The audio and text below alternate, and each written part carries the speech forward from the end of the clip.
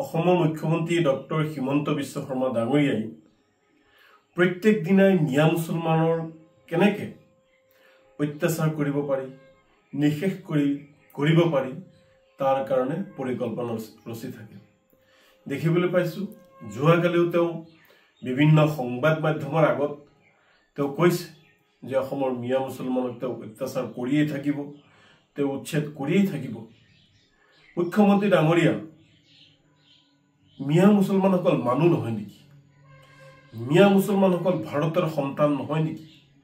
মিয়া মুছলমানসকল ভাৰতৰ নাগৰিক নহয় নেকি আপোনাৰ ক্ষমতা মূৰত ধৰিছে আৰু ক্ষমতাই মূৰত ধৰাৰ কাৰণে এটা জাতি জনগোষ্ঠীক বাৰম্বাৰ টাৰ্গেট কৰি যি সংবিধানৰ শপত খাই আপুনি যি দম্ভালি মাৰি কথা কয় আৰু সঁচাই যি অত্যাচাৰ আৰম্ভ কৰিছে আপুনি এয়া অসহনীয় আল্লাহ ভগৱানেও কিন্তু আপোনাৰ ওপৰত নাৰাজ হৈ পৰিছে মানুহে মানুহক ইমান অত্যাচাৰ কৰিব নাপায় এই সকলো মানুহ হয় আসলতে আপুনি সাম্প্ৰদায়িকভাৱে সদায় যি মুছলমানসকলক অন্যায় অত্যাচাৰ কৰিছে আৰু একাংশই তাকো সমৰ্থন কৰিছে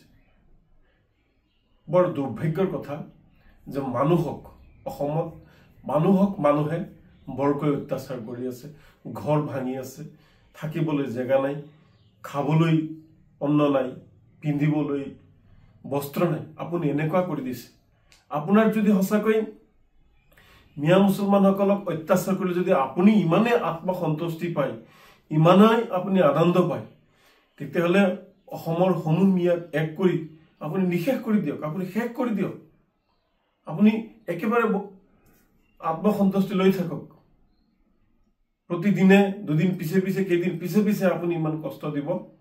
নালাগে আপোনাৰ আৰু এটা কথাক আমি সমৰ্থন জনাইছো আপুনি কৈছে যে অসমত বহু মিয়া মুছলমান লোকে হিন্দুৰ নামত ফেক একাউণ্ট খুলি ফেচবুক আইডি ব্যৱহাৰ কৰি আছে আপুনি মুখ্যমন্ত্ৰী গৃহ বিভাগৰ দায়িত্বত থকাও আপুনি মন্ত্ৰী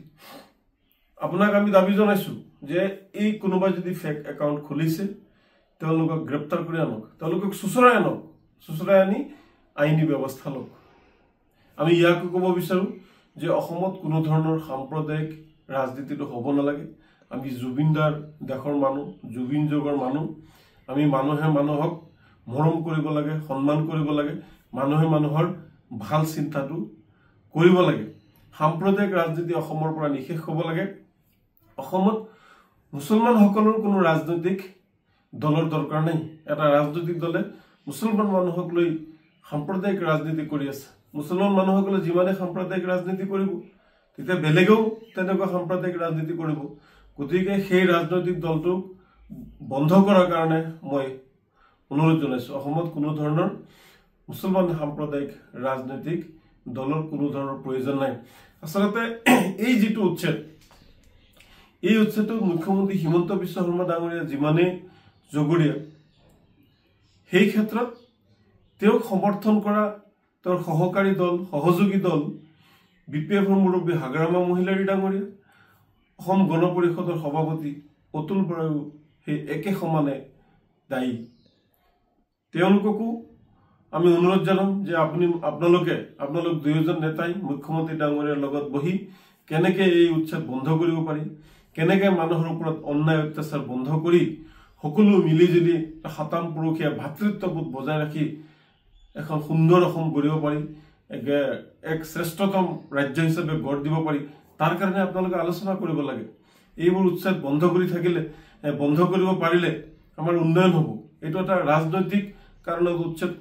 কৰা হয় এতিয়ালৈকে যিসমূহ মানুহক সন্দেহযুক্ত বুলি উচ্ছেদ কৰা হৈছে প্ৰতিজন মানুহ হৈছে ভাৰতীয় নাগৰিক ইয়াৰে মানুহ ইয়াতে জন্ম হৈছে গতিকে সাম্প্ৰদায়িকভাৱে ৰাজনৈতিক লাভালাভৰ স্বাৰ্থত একাংশই যি এনেকুৱা ধৰণৰ অত্যাচাৰ কৰি আছে চৰকাৰে হওক প্ৰশাসনে হওক আমি অনুৰোধ জনাইছো আমি দাবী জনাইছো এনেকুৱা ধৰণৰ অমানৱীয় আৰু অগণতান্ত্ৰিক উচ্ছেদ বন্ধ হ'ব লাগে